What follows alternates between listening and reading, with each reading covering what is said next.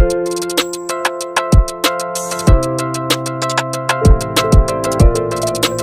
friends, welcome to my channel and welcome to another important topic, the history of English novel part 2। इस part में हम इसके कुछ background को देखेंगे। इसके बाद 4 मेन पिलर्स यानी pioneers of English novel and then last हमारा टॉपिक होगा जो इसकी डिफरेंट टाइप्स हैं यानी कुछ 18th सेंचुरी नॉवल की और करैक्टरिस्टिक्स को हम देखेंगे। सबसे पहले हम the incidents of the novel. English novel as a literary genre gained popularity in the 18th century. Its beginning can be traced back to 612 BC। यानी कि सबसे पहले हम यहाँ पर देखते हैं जब भी हमारे सामने कोई न्यू जॉनरा आता है यानी कोई भी न्यू चीज़ क्रिएट होती है, जैसे हमने प्रीवियस लेक्चर में बात की थी, तो उसके कोई ना कोई सीड्स होते हैं या कोई जर्नी होती है जो राइटर्स हैं जो कोई भी न्यू एक्सपेरिमेंट किसी भी राइटिंग में करते हैं तो उसके लिए वो किसी ना किसी प्रीवियस अपने जो उनके प्रीडिसेसर होते हैं उनसे वो हेल्प लेते हैं। तो अब हम देखते हैं कि नावल के लिए वो कौन कौन से ऐसे पॉइंट्स हैं या वो कौन कौन सी ओल्डेस्ट बुक्स हैं जिनको हेल्प मिली एक न्यू जॉनरा क्रिएट करने में।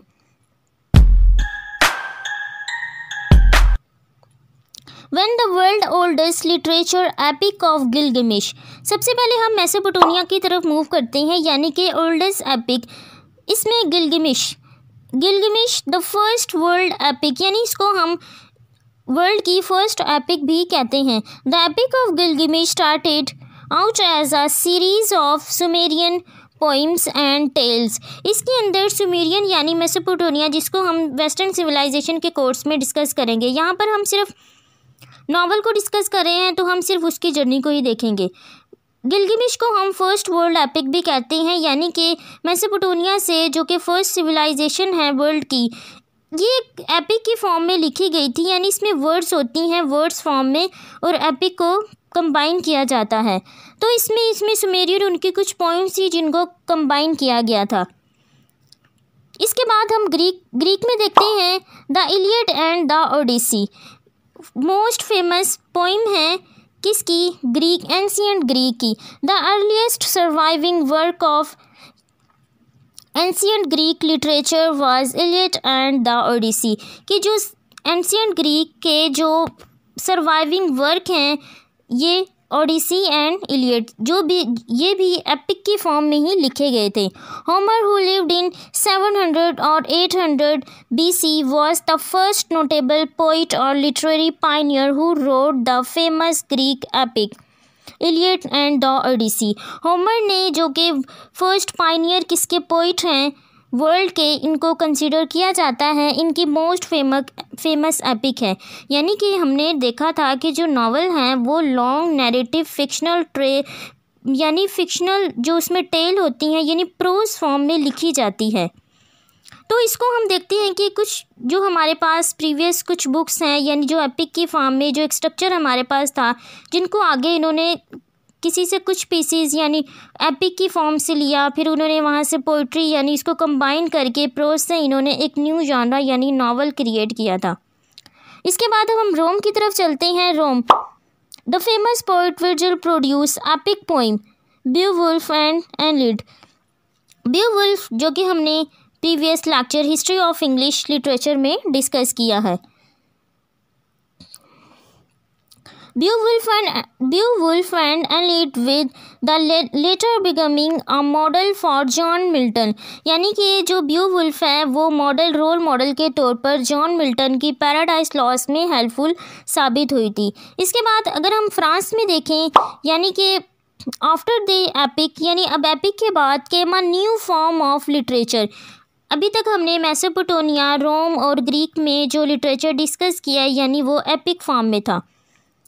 After the epic came as a new form of literature called the Romances, originating in France in the 12th century.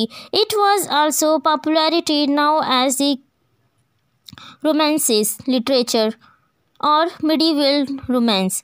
यानी कि एक ये न्यू फॉर्म थी जो कि इंट्रोड्यूस करवाई गई थी किसमें? लिटरेचर में, रोमांसेस। यानी कि जो वॉरियर होते हैं उनकी ब्रेवरी को जब दिखाया जाता है किसी भी एक स्टोरी में, तो यानी एक ये न्यू फॉर्म थी जो कि फ्रांस में क्रिएट की गई थी। Romances were the first written in words, यानी फर्स्ट टाइम ये वर्ड्स में लिखे गए थे, but later on in prose as well, क्योंकि जो प्रोज है वो लॉन्ग नैरेटिव यानी एपिक को, इन सब को कंबाइन करके नावल की क्रिएशन की गई थी।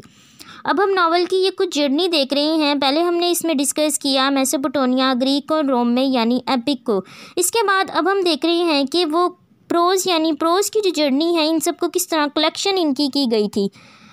फर्स्ट टाइम जो है जो रोमांसेस लिटरेचर था वो लिखा गया था वर्ड्स की फॉर्म में यानी पोइट्री की फॉर्म में, लेकिन लेटर ऑन इसको किस में कन्वर्ट किया गया, प्रोज में। अब हम इसको इंग्लिश लैंग्वेज में देखते हैं। One of the notable English romances is Malory morte d' Arthur by Thomas Malory, written in prose, यानी कि फर्स्ट टाइम इसको प्रोज में लिखा गया था इनके थ्रू, टॉमस मैलरी के through. Sometime called the first English novel, कुछ क्रिटिक्स इसको इंग्लिश नावल यानी फर्स्ट इंग्लिश नावल भी कंसीडर करते हैं। अब हम इंग्लैंड की तरफ आते हैं। जॉफरी चौसर, जैसे कि हमने हिस्ट्री ऑफ इंग्लिश लिटरेचर में जॉफरी चौसर को इन डिटेल डिस्कस किया है, use both words as well as prose. हमने एपिक को देखा, प्रोज को देखा कि किस तरह इसकी जर्नी थी। अब हम इंग्लैंड में जब हम father of English literature Geoffrey Chaucer की बात करते हैं तो इन्होंने प्रोज और वर्ड्स को दोनों को ही यूज़ किया है, किसमें, कैंटरबरी टेल्स में, जिसको सम टाइम हम नावल भी कंसीडर कर सकते हैं, जिसमें इन्होंने कुछ टेल्स हैं जैसे कि पार्सन टेल, नाइट टेल वगैरह स्टोरीज़ इन्होंने इसमें बताई हैं, यानी इन्होंने इसमें एक्सपेरिमेंट किया है प्रोज की फॉर्म में, रोमांसेस लिटरेचर और वर्ड्स फॉर्म में।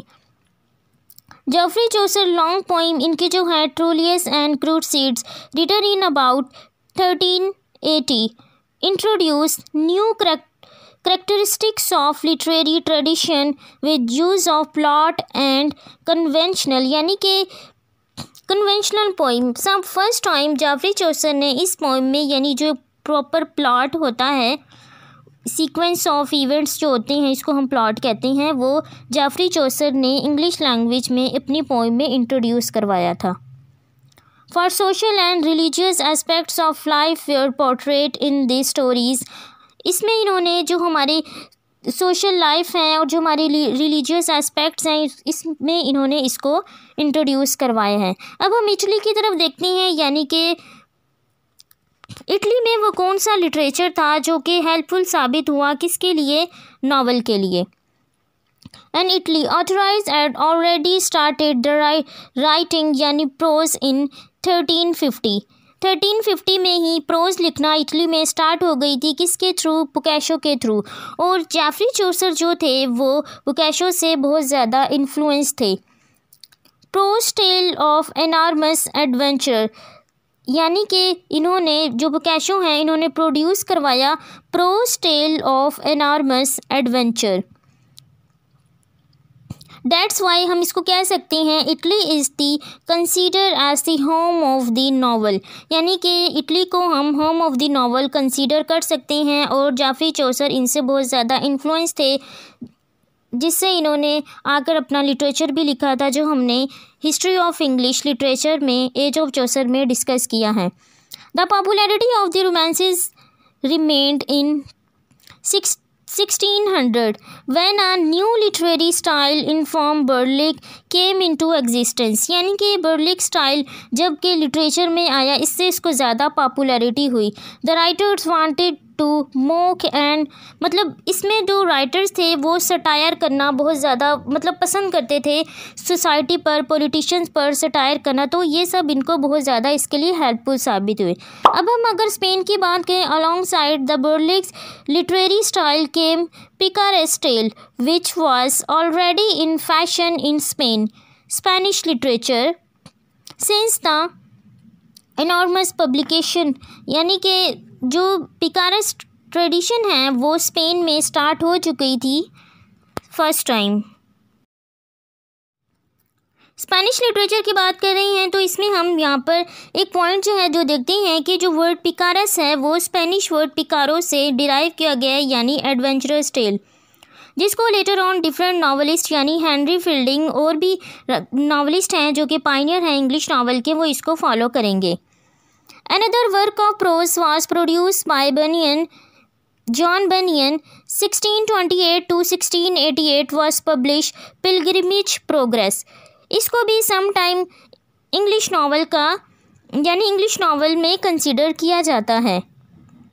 इसके बाद हम देखते हैं according to Bunyan, Pilgrimage Progress provide an important model for storytelling, यानी कि इसमें इन्होंने जो मॉडल प्रोवाइड किया एक स्टोरी टेलिंग का, वो फर्स्ट टाइम इसमें दिखाया गया था यानी इंट्रोड्यूस करवाया गया था। देन इसके बाद हम देखते हैं कि वो कौन कौन सी यानी beside the exploring the forerunners of the novel such as epic है, पोइट्री, रोमांसेस, वर्ड्स फॉर्म, इन सबको हमने देखा कि नावल की जो जर्नी है वो किस तरह इन सब से इन्फ्लुएंस होकर आज हमारे पास मोस्ट पॉपुलर जॉनरा यानी फ़िक्शन हमारे पास है।